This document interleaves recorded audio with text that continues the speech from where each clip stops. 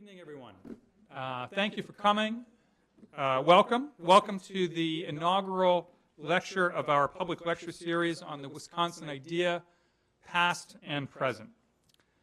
This lecture series is part of a new course that will be taught for the first time this fall under the auspices of the Department of Sociology at the University of Wisconsin-Madison. My name is Chad Allen Goldsberg. I'm a professor in that department, and I have the honor to serve as the instructor for the course on its trial run. And it is indeed a trial run. In the spirit of the Wisconsin idea, the course is an experiment, and all of you are co-experimenters with us, so welcome.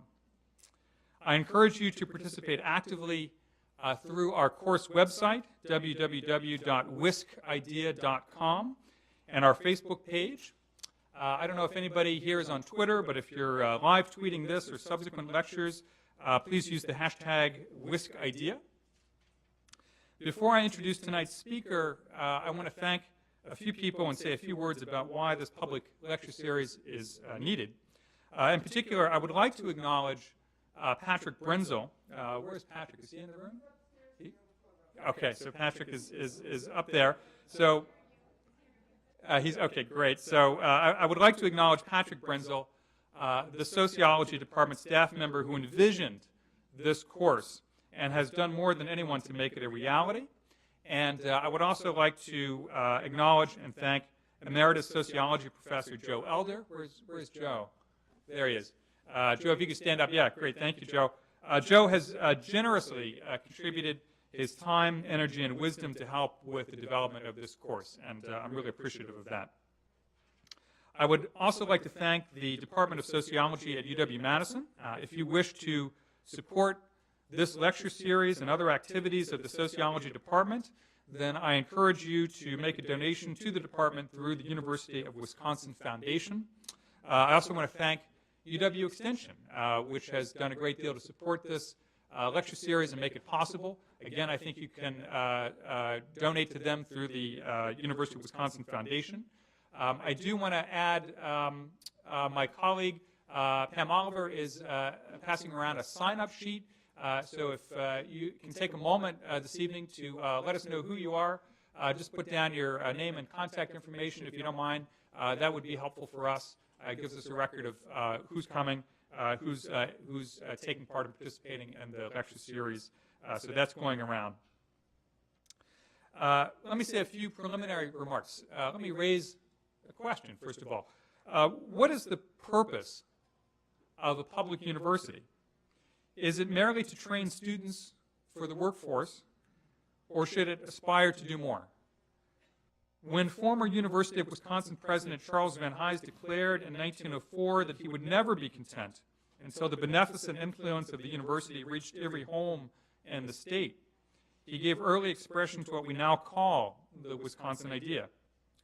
President Van Hise tried to bring the knowledge produced at the University of Wisconsin to the state's citizens and policymakers in the hopes that it would illuminate the social problems they faced and contribute to progressive and effective solutions. A half century later, Adlai Stevenson summed up the Wisconsin idea this way. The Wisconsin tradition, he said, meant more than a simple belief in the people. It also meant a faith in the application of intelligence and reason to the problems of society. It meant a deep conviction that the role of government was not to stumble along like a drunkard in the dark, but to light its way by the best torches of knowledge and understanding that it could find. While this vision continues to inspire those of us who work in the University of Wisconsin system today, many of us are alarmed by what appears to be a concerted assault on that vision. This assault is evident in last year's attempt to redefine the university's historic mission, the systematic erosion of the institutions of tenure and shared governance that are necessary to fulfill that mission, the persistent defunding of the university that deprives it of the resources needed to carry out its mission effectively, and the dismissal of scientific expertise on a host of issues when it reveals inconvenient facts that challenge entrenched political dogmas. Worst of all, this concerted assault on the Wisconsin idea is happening without a full and thorough public discussion of its desirability and likely consequences. This public lecture series and the course with which it is associated aim to jumpstart such a discussion, bringing students, staff, and faculty in the UW system into a broader public conversation with the citizens of the state. We will examine how the knowledge produced in the university has benefited the public in the past and can continue to do so today. We are extremely fortunate to begin this lecture series tonight with a lecture by David Hoeveler on John Bascom and the origins of the Wisconsin idea. David Hoeveler holds a distinguished professorship in history at the University of Wisconsin-Milwaukee. He is a widely recognized scholar of American intellectual history whose research speaks to broad themes of thought and culture and is well known among scholars in the history of religion, education, and political ideology. Since the late 1970s, Professor Hoeveler has produced a significant monographic study in American intellectual history about every 5 years. To date, he has written 7 books, including Creating the American Mind, The Evolutionists, and Watch on the Right.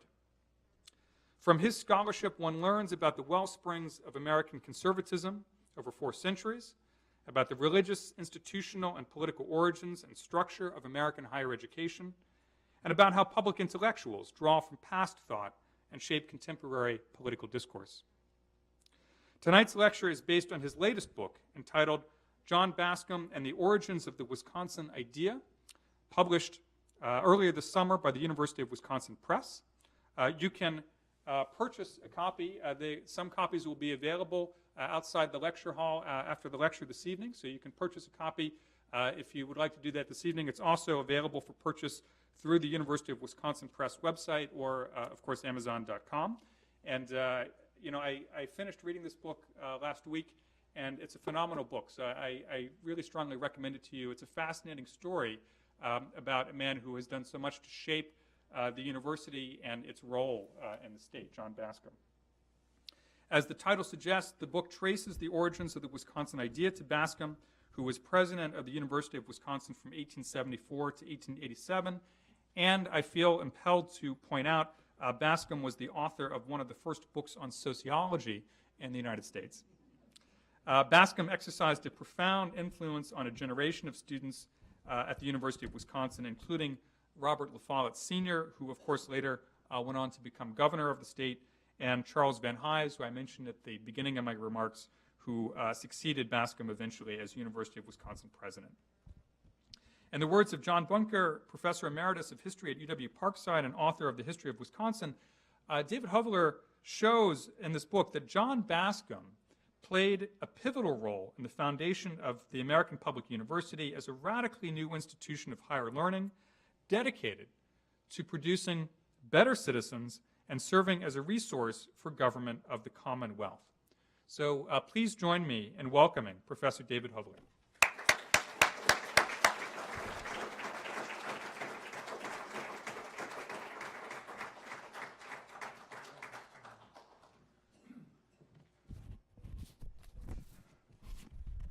Chad, thanks so much for that very nice introduction. I want to say a thanks, of course, also to Patrick Brenzel and Joe Elder, whom I've met and gotten to know recently.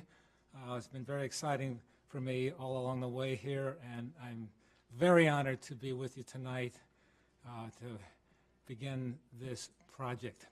This is an intellectual project that is well worth undertaking, and I'm kind of humbled to be the one to inaugurate it here by way of an historical introduction and background to this Wisconsin idea.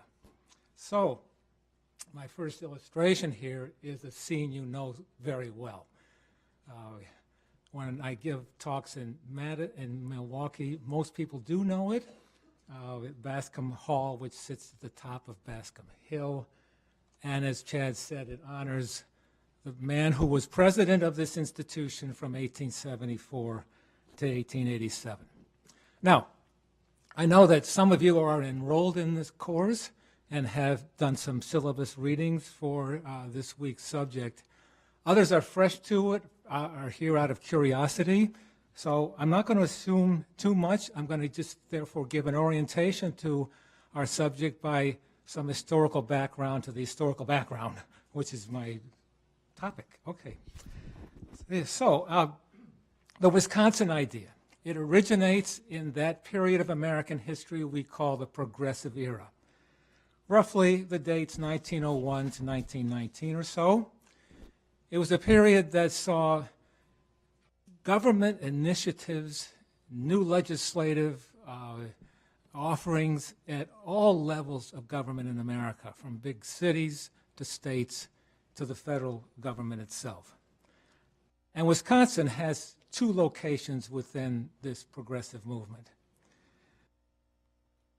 It has a record under the man who was legendary in this state and needs no introduction to you, Governor Robert La Follette, but equally important, Governor Francis McGovern, both Republicans in the first decade of the 20th century. And within the progressive record here, we could talk about two categories. Economic first, and just to give a few illustrations. Wisconsin began these progressive initiatives by way of a state income tax, banking regulation, establishment of a state department of forestry, creation of a highway commission, a water conservation law, creation of a state insurance fund. It legislated workmen's compensation. Another category was political. A strong anti-lobbying law, a comprehensive civil service law, and the direct primary. That was the favorite of Governor La Follette, by the way. Wisconsin by no means was alone in doing these activities, but in the sheer quantity of them, the record is very visible. To some, this state was the laboratory of democracy. The Wisconsin idea takes place within the progressive movement. And I believe we can talk conveniently about it if we see three components to it. First, the rather unique connection that Wisconsin established between the university and the political structures of the state. This is Charles McCarthy, who wrote a book in 1912 called The Wisconsin Idea, and we have that term as part of our parlance ever since.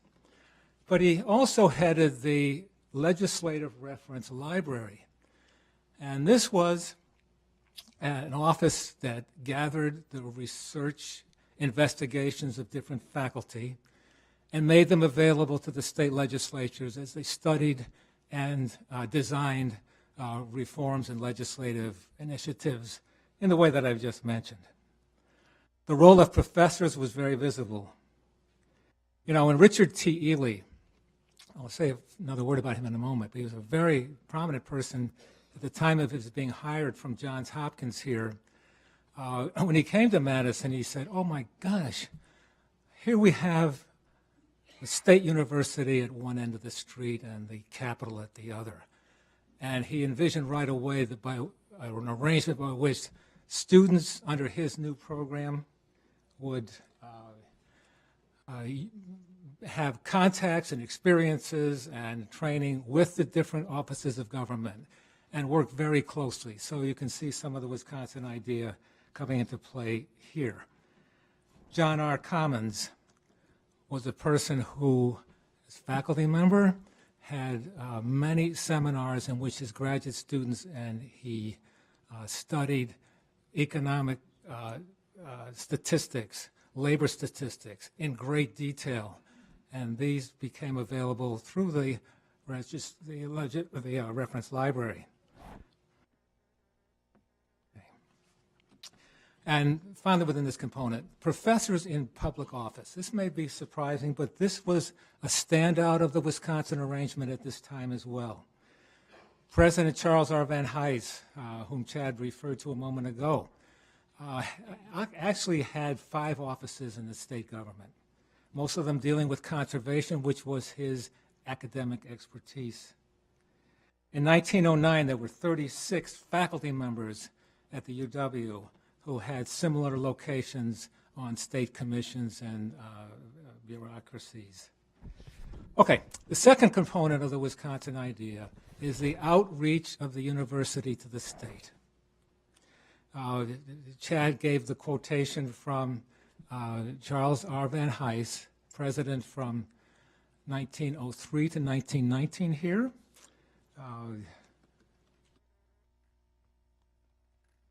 And if you want it in full, take a few minutes after our class tonight, walk up Bascom Hill, and you'll see actually 2 copies of it there now, 2 plaques with this statement about the influence of the university around the state.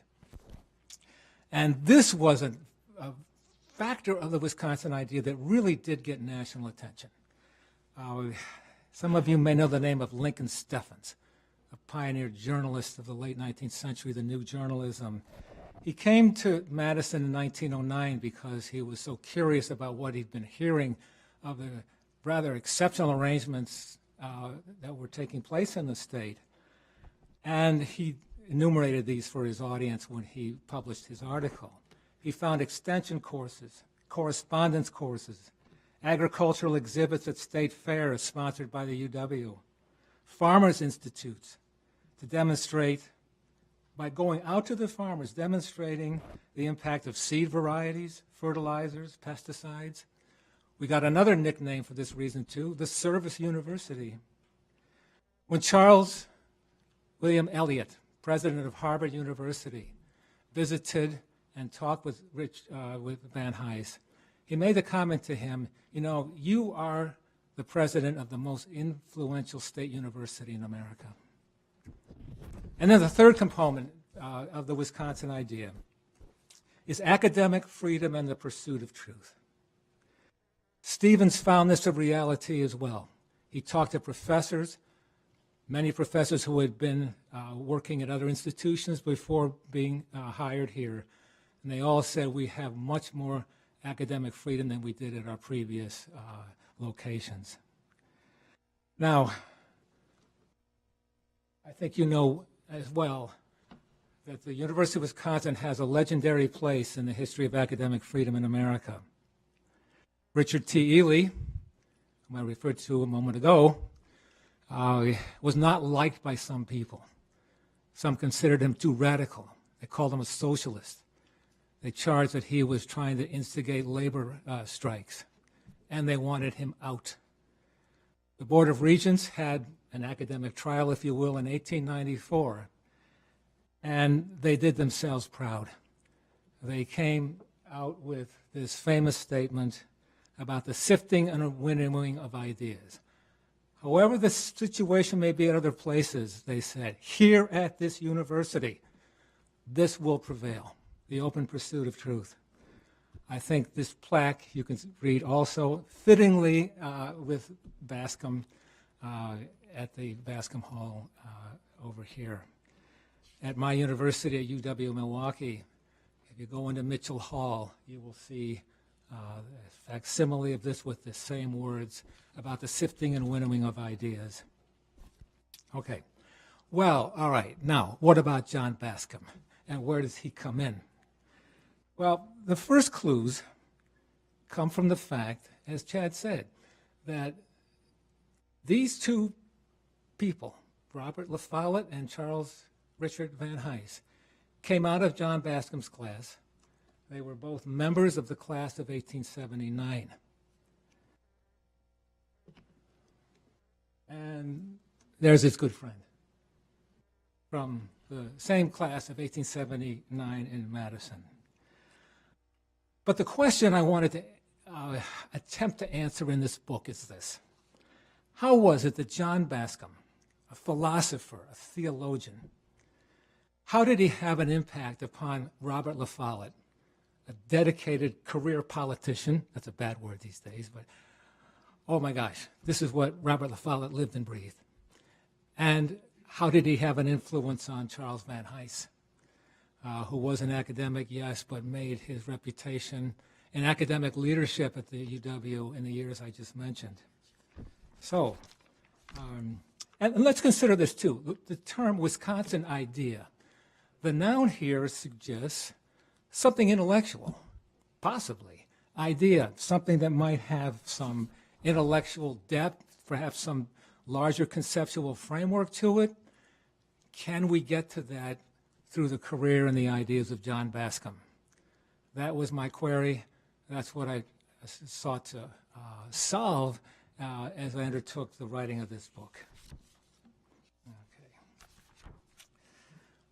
Let me introduce John Bascom so that you know a bit about his career and his background.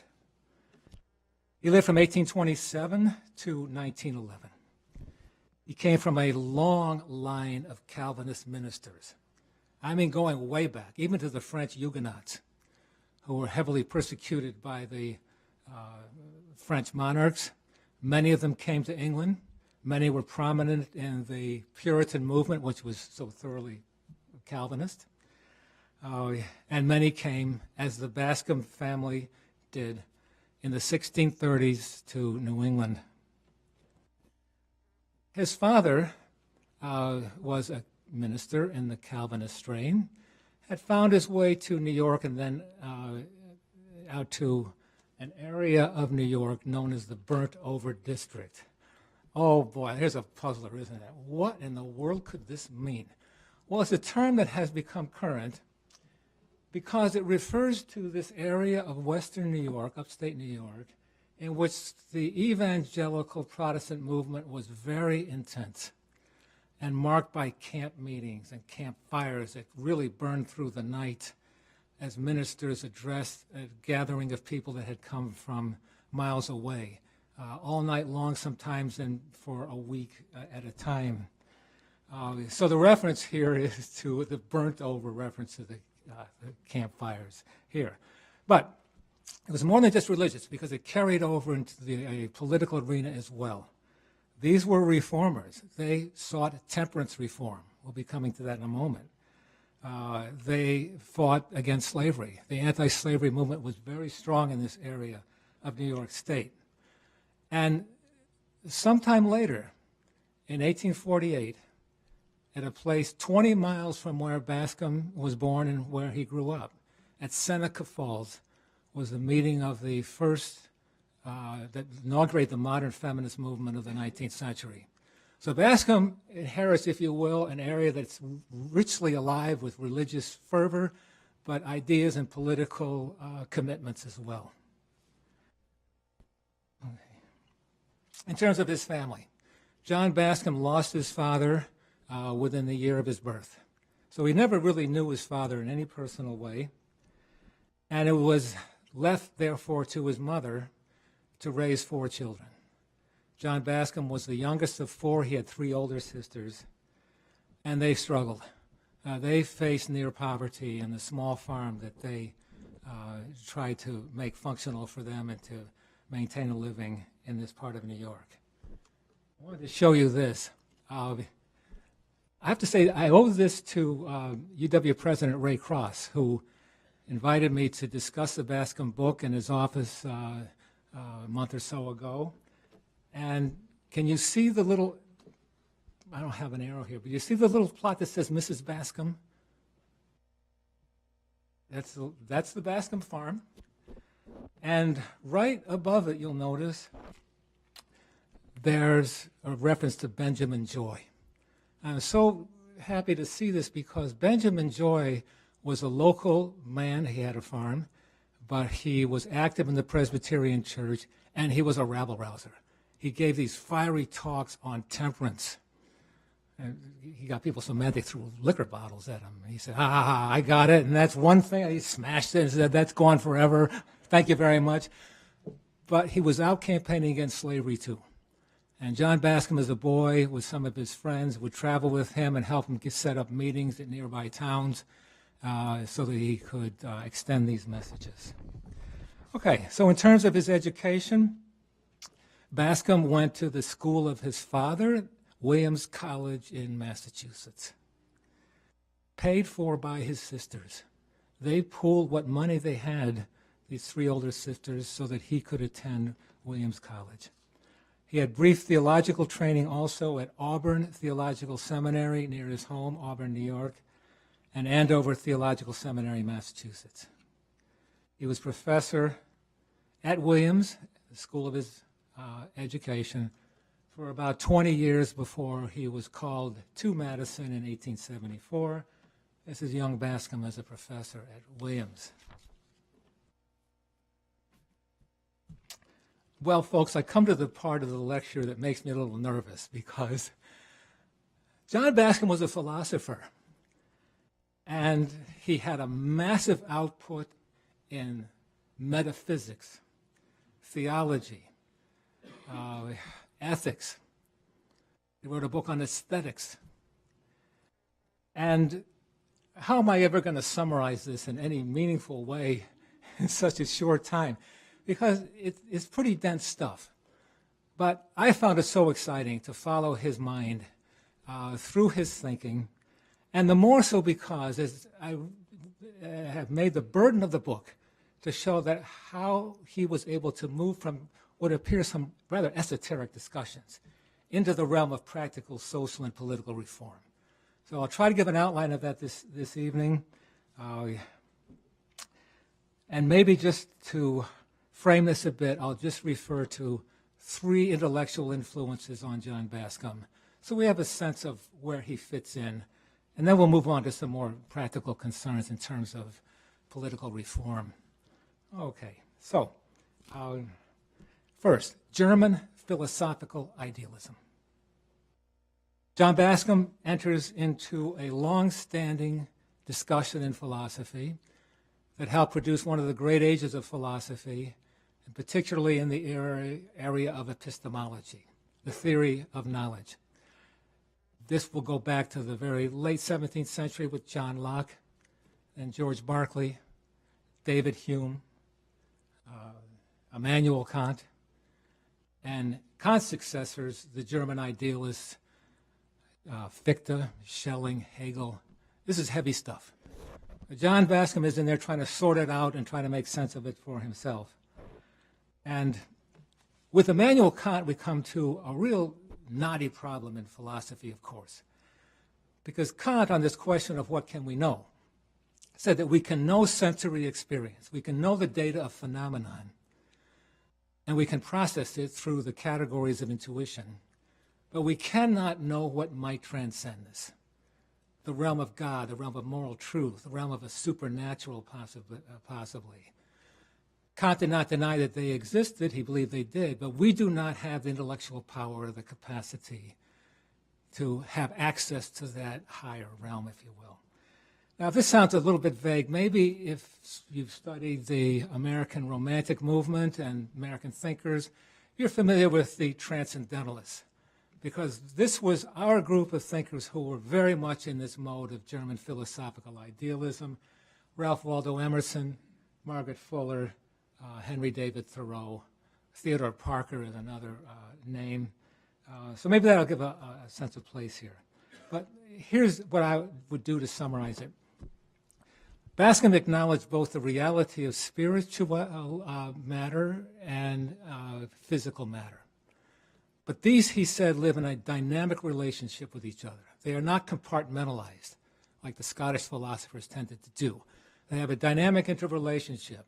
And the human mind, through the power of its intuition, can find its way to the supernatural, to the sense of the presence and creativity of God out of experience, not by some isolated assault of the mind, but by engaging the world. The second influence on John Bascom, and to which he himself was a major contributor, is liberal Protestant theology and the social gospel. John Bascom was a profoundly religious thinker. He was a Christian, he was a Protestant, and within that he embraced a very liberal theology. But he was a person who was deeply discontent with the status of religion and of the churches. He would write essays for The Independent like, "What's the matter with religion? What's wrong with religion?" Here's what was his protest. It's become too brittle. It's become too hard and fast in its thinking. It's become too obsessed with obscure questions like original sin and predestination. that's not its real business.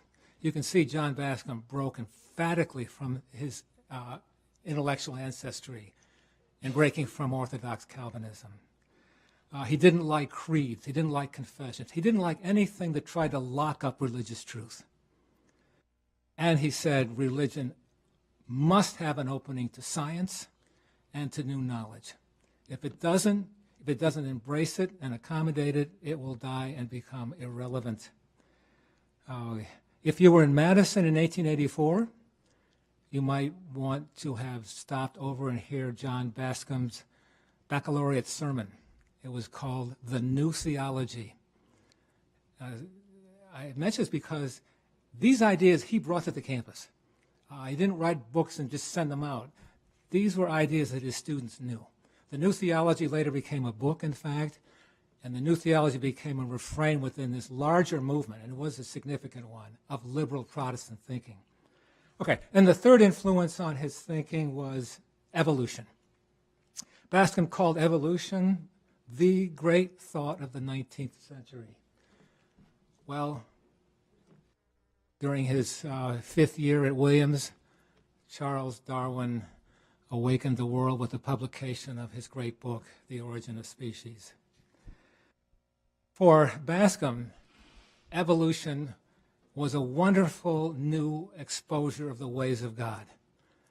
A magnificently integrated system, not an ad hoc creation here, one species after another, but a magnificent design and an ongoing process.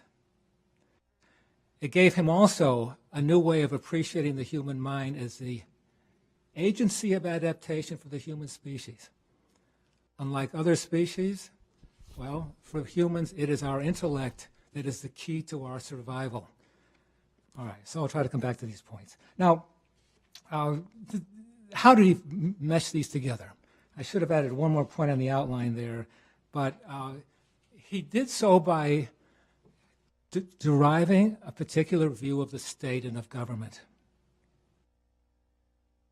And evolution was probably the most important here, because as it is for any individual species or any individual organism, it must thrive through the healthy integration of all of its parts.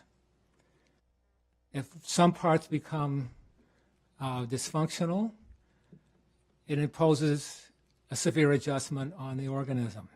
What he wanted to do was to extend this idea to the state.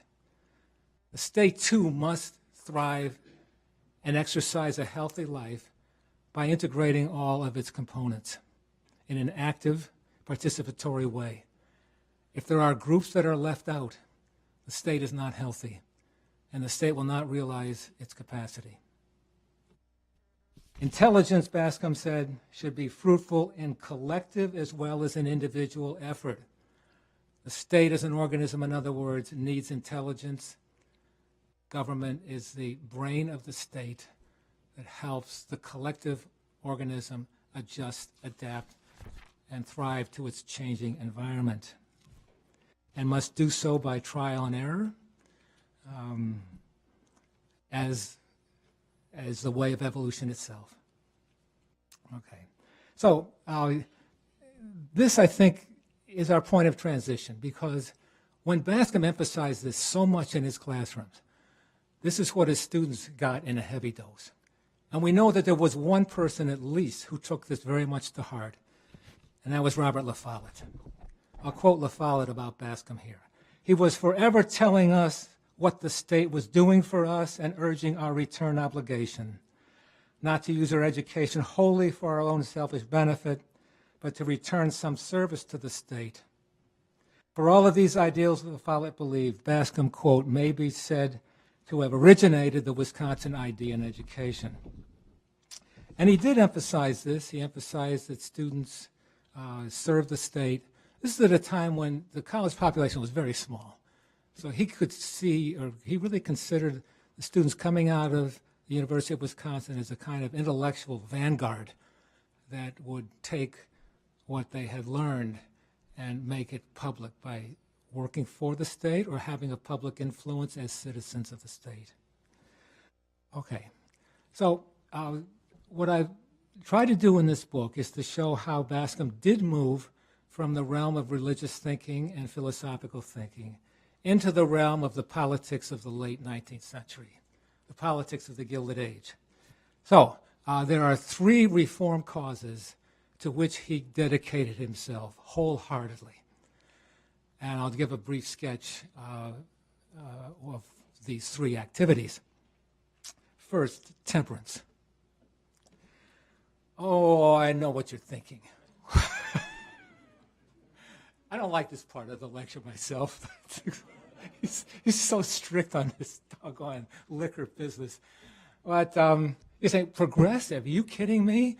After what we went through in Prohibition in the 1920s, that great failed experiment, don't we know now that this Prohibition, temperance stuff is just Puritanism run amok? A clear example of how oppressive the state can be as it intervenes in our private lives. Yeah, I didn't understand. Now, you know, of course, this is an old issue. Whigs and Democrats fought over it. Democrats and Republicans continued to fight. We did have a temperance law passed in Wisconsin. Didn't last very long. Democrats said, we are the party of personal liberty. God save us from these moralistic Whigs and Republicans that want to shove salvation down our throats and take the whiskey bottle out of our hands. But there are reasons to consider this subject, temperance, as a part of the progressive movement of the late 19th century. First of all, liquor did take a huge social toll on the fabric of American life. Many labor leaders favored temperance legislation. They wanted labor to cut a better figure, to show a healthy, disciplined workforce, the better to bargain for higher wages. But most importantly, too, the temperance movement and the women's movement go hand in glove all the way into the 20th century. Women stock the membership of temperance societies all over the country. Usually organizations led by the local minister, but it is the female clientele within it that are making these societies workable. It's no accident that the 18th and 19th amendments to the Constitution come back to back. Prohibition and women's suffrage. Okay. So how did John Bascom make the case for temperance, and what did it mean for his view of government? He could really wax strong on this subject. Bascom argued that everybody today is paying the cost of the inebriated drinker. The drunkard exacts a toll on the part of us all. And I'll read a passage from the book here. This is Bascom. We pay for poorhouses, prisons, and asylums. The drunkard clogs the wheels of industry, slows the progress of enterprise, and thus he puts his hand in every man's pocket. The liquor trade moves on apace. We cannot let this traffic alone because it will not let us alone. And this is from his book called Sociology. It's the book he published at the end of his career at Madison, but it came from the lectures he was giving to his students. One more thing about temperance. It gave Bascom part of his rationale for arguing for the strong state. He says, we are losing our idea of government if we think personal liberties should be so strong that they destroy the social fabric. To be sure, Bascom said, the liberty of the individual is the great trust of government. But there are rights of the community too. And they trump individual rights when those private liberties threaten to undo the social organism. Bottom line, you have no right to be a drunkard. The second cause, women's rights and the women's movement. Let me, while I'm at this, introduce some of the Bascom family. Oh, I'm sorry. No, well, actually, they were into this too. When I said it's kind of moralism run amok and a bunch of fanatics, well, here's the breaking up the liquor bottles outside the saloon. See a lot of those pictures. Anyway, this is Emma Bascom. She was Bascom's second wife. He married Abby Bird in 1854. She died a year after their marriage. Emma Curtis Bascom and John had 5 children, and the most successful of them was their daughter, Florence Bascom. She was the second woman in the United States to earn a doctoral degree in geology and became the first woman elected to the Council of the Geological Society of America. Bascom wrote on the subject of gender relations in women in a number of categories. He wrote about divorce, which he defended. A lot of feminists did not. If you liberalize divorce, they said, our husbands will walk out on us. Bascom said, this can save a lot of women. He strongly supported women's suffrage. Not all feminists did, but he strongly did. He wrote about women's dress. Think how women dressed in the Gilded Age. Bustles and braces and heavy garments. How, he said, can any sex be functional in our society when they're labored with these encumbersome garments? Change it. Of course, he defended coeducation. I think I can say this. I've studied the 19th century colleges and universities quite a bit. There is no person at any prominent university, public or private, that spoke out more on behalf of women's rights than John Bascom did here at Madison. But I should give just a little bit more detail, perhaps, because if you were to, well, this is his point. Our education of girls and women, both formally and socially, is a training in docility. It's a training in weakness.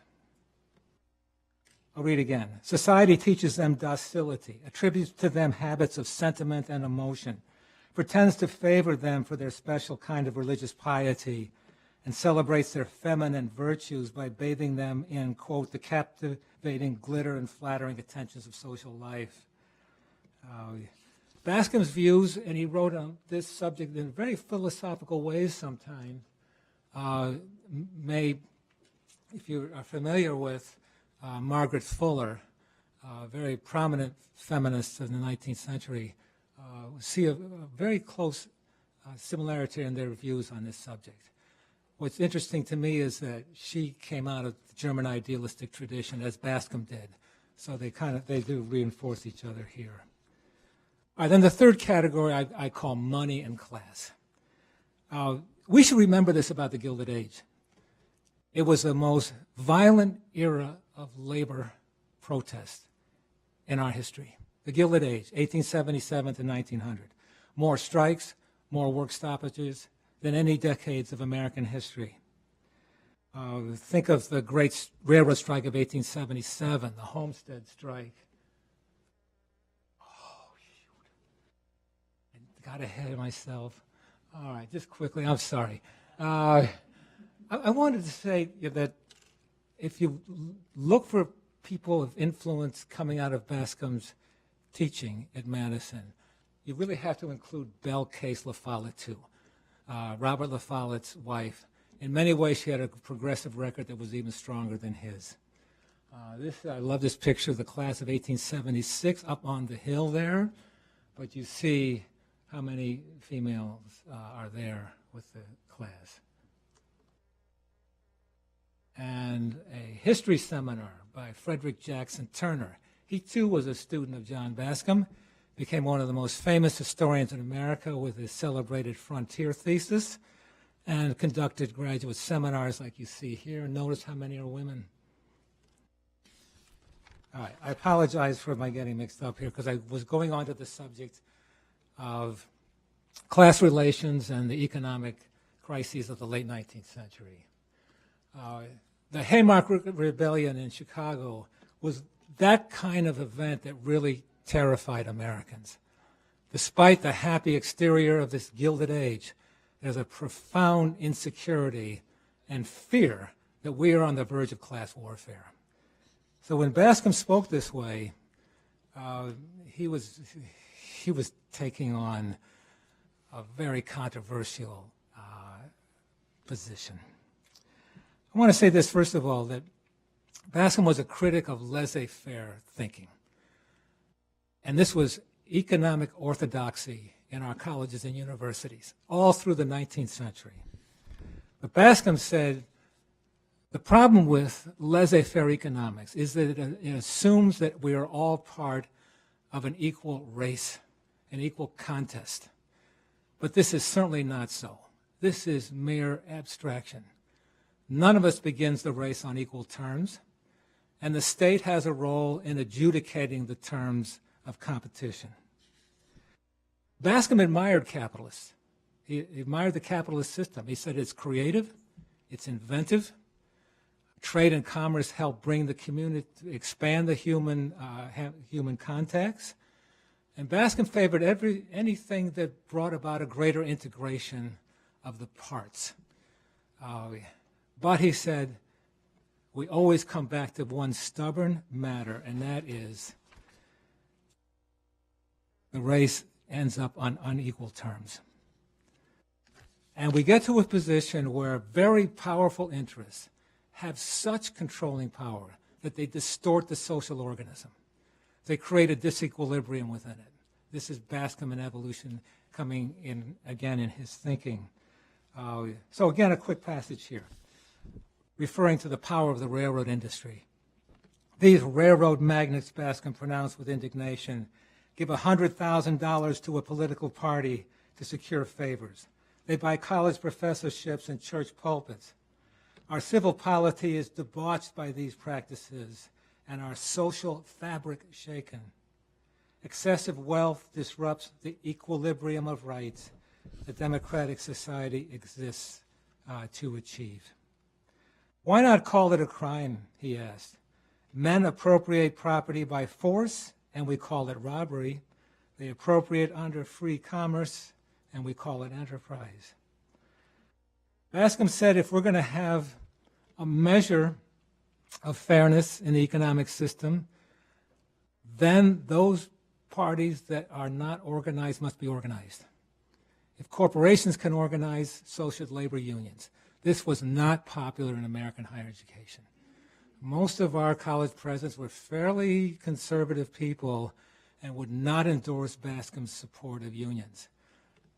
But even more, Bascom also supported the strike, and that was absolute heresy.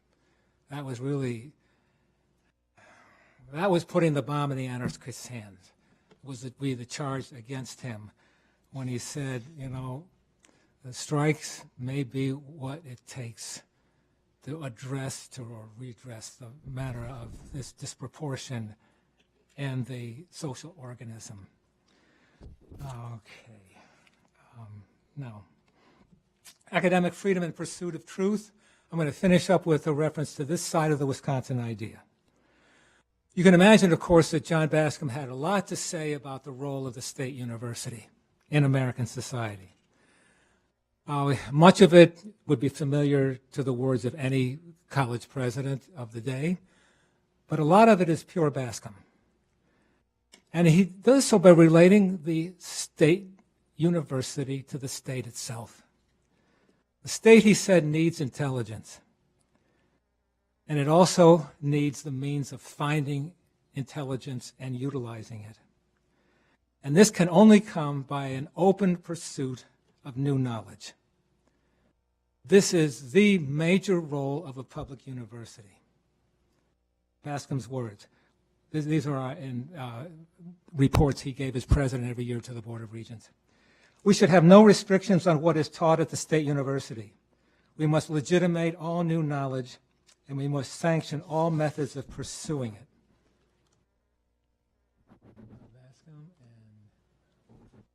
This is Science Hall. You can tell it's an old building, but you know where it is. It's right over here. Been there quite a while. But he was very proud of this because he wanted science to have a stronger presence in the UW curriculum. And then I'm going to quote this line because I kind of marvel at it. Because when after he's talking about we must pursue all legitimate new knowledge, he says this: the freedom of instruction is worth more than any one thing taught. The freedom of instruction is worth more than any one thing taught. I've pondered that. I'm not sure I grasp the larger implications of it, but I'm fascinated by those words. Okay, so,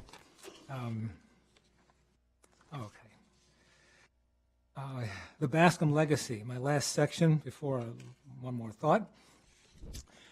As I was doing research on this book, of course, I was fascinated to read reports, reflections from people who knew John Bascom and the way they assessed his significance, the way they remembered him as a person, and so on.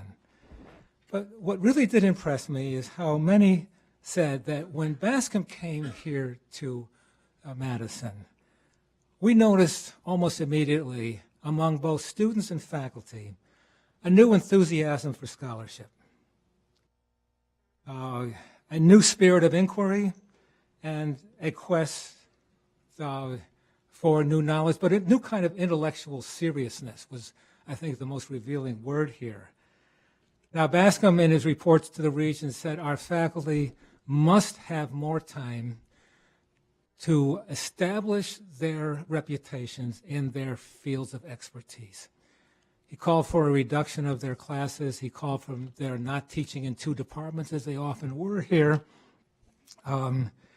because if we're going to be known around the nation, as we deserve to be, he said, we have to have a faculty that wins the respect of their peers in scholarship around the country. In 1876, this is his third year at Madison, John Bascom arranged to have a statement from him placed in the student newspaper. Now, the owner and publisher of this paper was a student named Robert La Follette, which surprised the heck out of me. I'd never come across this story in any history of the university. But when La Follette got here, he bought the paper, and he sold advertising, and it made money for the paper and for himself. This may be the first contact between these two, as far as I know. But in any case, the piece that Bascom wanted placed in here was called The Spirit of the University. That spirit, Bascom wrote, is something that transcends the classroom and the formalities of the campus life. It is an inspiration, a growing estimate of truth, an appetite for excellence. The central quality of our spirit as a university, Bascom avowed, should be a large-minded love of knowledge, a thorough disposition candidly and completely to know the truth. He urged that the University of Wisconsin escape the spirit that dare not inquire lest it should break in on beliefs already entertained. Now, I want to read one more statement as I finish up to make a connection between Bascom and Van Hise. Charles Van Hise was president of the university, as we know, in 1913, when there came to Madison a group of visitors from Philadelphia, Pennsylvania, 100 in number, if you can believe that. But such was the legend of Wisconsin that groups of this size would come. They wanted to meet Van Hise, and Van Hise gave them an address of welcome, but they wanted an explanation of the Wisconsin idea. So Van Hise used the occasion to talk about the programs, the outreaches, and so on. But he ended in this way, which I find especially meaningful. The university, Van Hise told his visitors, has the duty to seek truth and to advance knowledge. But it can realistically do so only on the principle that knowledge is nowhere fixed, that all things are fluid. The ideas which we hold today will not be held tomorrow in precisely the same form. And just as the spirit of authority represses or destroys universities, Van Hise said, so the spirit of freedom creates and inspires them. This is where I think we see, this could be John Bascom, these very words coming from his student now who is president of the university in 1913. And then one final input from the year 1973, when the state legislatures wrote this into our state statutes. In reference to the University of Wisconsin, it cited its charge to the university system to extend knowledge and its applications beyond the boundaries of its campuses, and to do so through the vehicle of its areas of all areas of its learning, humanistic, I cite that especially, scientific, professional, and technical instruction and research. And it emphasized, basic to every purpose of the system is the search for truth. So on my last reflection here, I conclude by referring to the first statement of Chad's syllabus, which he offered to you a moment ago. What is the purpose of a public university? Is it simply to train students for the workforce, or should it aspire to do more? Let's answer this question by one last look at John Bascom. If you think back on those three categories I mentioned of intellectual influences on him, I think we'll notice that in each one, he took the philosophical option that gave the greater expansion and scope to the human mind, the intellectual outreach of the human mind. Idealism versus positivism, for example. Liberal Protestantism versus strict Orthodox Calvinism. Evolution as opposed to simple ad hoc creation. So this is what I remember, I think, most about Bascom was his being in awe of the power of the human mind. Now, we know from today's reformers that there's a lot of talk about service. And John Bascom would be the first to say, yes, there is a service component. He articulated it as we saw, and his successors articulated it as well. But I've sensed also a kind of corruption of the word service insofar as it has come to mean to some people we saw last year in the Republican administration, of simply growing the economy or preparing the labor force. For John Bascom, these purposes could never really define the ideals of a true university. For Bascom, the university's business is the human intellect. And Chad, I noticed in your report in the Chronicle of Higher Education that this question of knowledge for knowledge's sake, you have reservations about it. I will endorse it. I think it becomes a dangerous game when you sit down and try to say this knowledge is useful and this kind of knowledge is not. But then again, like John Bascom, I'm an idealist. Thank you.